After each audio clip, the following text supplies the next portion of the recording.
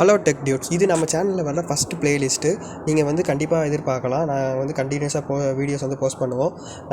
இது வந்து ஒரு CRUD API டியூட்டோரியல். நீங்கள் ஒரு மேன்ஸ்டாக்கில் ஒரு அப்ளிகேஷன் டெவலப் பண்ணணும்னு நினைக்கிறீங்க, ஆனால் பேக் எண்ட் வந்து எப்படி ஒர்க் ஆகுதுன்னே தெரியலனா இந்த டியூட்டோரியல் பார்க்குறது மூலமாக உங்களுக்கு கண்டிப்பாக ஒரு ஐடியா கிடைக்கும். இது வந்து ஒரு API, நாங்கள் CRUD API வந்து க்ரியேட் பண்ணுறதுக்கான டியூட்டோரியல். கண்டிப்பாக அது CRUDனா க்ரியேட் பண்ணுறது, ரீட் பண்ணுறது, அப்டேட் பண்ணுறது, டெலீட் பண்ணுறது எல்லாமே API மூலமாக எப்படி பண்ணலான்றதுக்கான ஒரு ஐடியா கிடைக்கிறதுக்கான டியூட்டோரியல் வந்து இது நாங்கள் பண்ணுறோம். இந்த சீரீஸு நீங்கள் வந்து கண்டிப்பாக சப்போர்ட் பண்ணியே ஆகணும். சப்போர்ட் பண்ணுங்கன்னு நினைக்கிறேன். டியூட்ஸ், நம்ம இப்போ வந்து வீடியோக்குள்ளே போயிடலாம். நம்ம பேக்கெண்டுன்றது வந்து சர்வர் டேட்டா பேஸும் சேர்ந்து தான் நம்மளுக்கு வந்து பேக்கெண்டு. இப்போ நம்ம வந்து சர்வர் சைடில் வந்து API கிரியேட் பண்ணதுக்காக நம்ம வந்து Node.jsம் Express.jsம் யூஸ் பண்ண போகிறோம். டேட்டா பேஸ்க்காக நம்ம வந்து MongoDB Atlas யூஸ் பண்ண போகிறோம். MongoDB Atlas வந்து ஒரு க்ளவுட் பிளாட்ஃபார்முக்காக, ஓகேவா. நம்ம வந்து Mongoose லைப்ரரி வந்து யூஸ் பண்ண போகிறோம். Mongoose லைப்ரரி வந்து என்னென்னா, நம்ம எக்ஸ்பிரஸில் பண்ணக்கூடிய ஆப்பை வந்து டேட்டா பேஸ் கூட கனெக்ட் பண்ணுறதுக்காக நம்ம வந்து Mongoose லைப்ரரி யூஸ் பண்ண போகிறோம். இப்போ வந்து நம்ம வந்து பேக் அண்ட் டெவலப்மெண்ட் பார்த்தோம்னா Node.js வந்து ஒரு இம்பார்ட்டன்ட் ஒன்று. அதனால் Node.js வந்து ஃபஸ்ட்டு தெரிஞ்சுக்கிறது நல்லது. ஃபஸ்ட்டு Node.jsஐ பார்த்தோம்னா, Node.js வந்து ஒரு open source cross platform run time environment. அதாவது ஓப்பன் சோர்ஸ்னால் நம்ம எல்லாராலையும் யூஸ் பண்ண முடியும், ஃப்ரீ ஆஃப் காஸ்ட்டு. அதனால தான் அந்த ஓப்பன் சோர்ஸ்னு சொல்கிறோம். கிராஸ் பிளாட்ஃபார்ம்ன்றது இது வந்து மல்டிபிள் ஆப்ரேட்டிங் சிஸ்டமில் வந்து ஒர்க் ஆகும். அதனால் வந்து நம்ம கிராஸ் பிளாட்ஃபார்ம்னு சொல்லுவோம். இது வந்து Node.js வந்து நம்ம வந்து கோடு சர்வர் சைடில் எழுத கோடை வந்து ரன் பண்ணுறதுக்காக நம்ம வந்து Node.js யூஸ் பண்ணுறோம். இது Node.js வந்து நம்மளுக்கு வந்து V8 JavaScript engine வந்து வெர்ஷன் யூஸ் பண்ணுறது.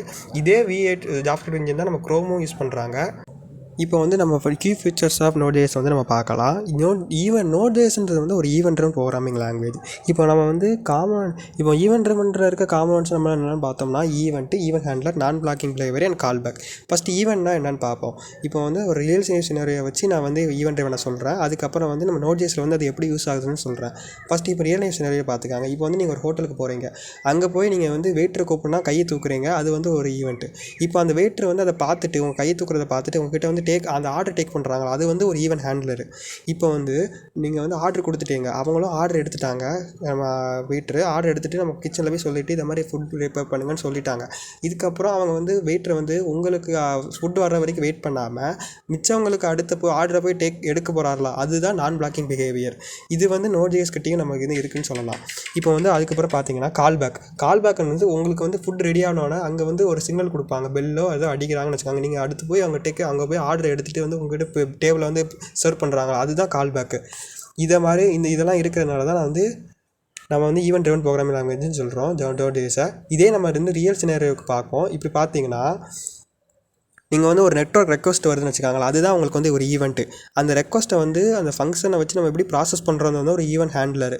அந்த வந்து இப்போ அந்த ரெக்வஸ்ட்டு வந்து இப்போ டேட்டா பேஸ்லேருந்து ஒரு டேட்டா எடுக்குது, அதுக்காக வெயிட் பண்ணாமல் அடுத்த ரெக்வஸ்ட்டை வந்து ப்ராசஸ் பண்ண வைக்கிறதுனால தான் அது வந்து ஒரு நான் பிளாக்கிங் பிஹேவியர்னு சொல்லுவோம். இப்போ வந்து உங்களுக்கு அந்த ரெக்வஸ்ட்டுக்கான டேட்டா வந்து அவைலபிளாக இருக்குது, ஃபுல்லாக வந்துட்டுனா இப்போ அந்த ஃபங்க்ஷனை போய் கால் பண்ணணும். அது வந்து ஒரு கால் பேக் ஃபங்க்ஷன். இதனால தான் அந்த வந்து நம்ம வந்து ஈவெண்ட் ட்ரிவன் ப்ரோக்ராமிங் லாங்குவேஜ்னு சொல்கிறோம். அடுத்து பார்த்தீங்கன்னா ஏசிங்க்ரனஸ்னு சொல்லுவோம். கிட்டத்தட்ட இதுவும் நமக்கு வந்து ஈவெண்ட் ட்ரிவன் பார்க்கறதுக்கு நான் சொன்ன மாதிரியே தான் இருக்கும். சிங்க்ரனஸ் வந்து ஒரு அடுத்தடுத்து ஸ்டெப்பாக நடக்கிற மாதிரி சொல்லுவாங்க. ஏசிங்க்ரனஸ்னால் அப்படி கிடையாது. இப்போ ஒரு டாஸ்க் வந்து நடந்துகிட்ருக்கு, அதுக்கு வந்து டேட்டா இல்லாமல் வெயிட் பண்ணிகிட்டே இருக்குன்னா, அடுத்த ஸ்டெப்பு போகாமல் வெயிட் பண்ணிகிட்டு இருக்குன்னா அது வந்து சிங்க்ரனஸ். இதே அடுத்த ஸ்டெப்பு போயிட்டு அதை கண்டுக்கிடாமல் முன்னாடி நடக்கிறத கண்டுக்கிடாமல் போயிட்டே இருந்துச்சுன்னா அது வந்து ஏசிங்க்ரனஸ்னு சொல்லுவோம். இப்போ வந்து அடுத்து வந்து NPM சொல்லுவாங்க. NPMனா நோட் பேக்கேஜ் மேனேஜர். இது வந்து நம்ம வந்து largest ecosystem open source libraries வந்து இருக்கிறத வந்து நோட் பேக்கேஜ் மேனேஜர்ஸ்.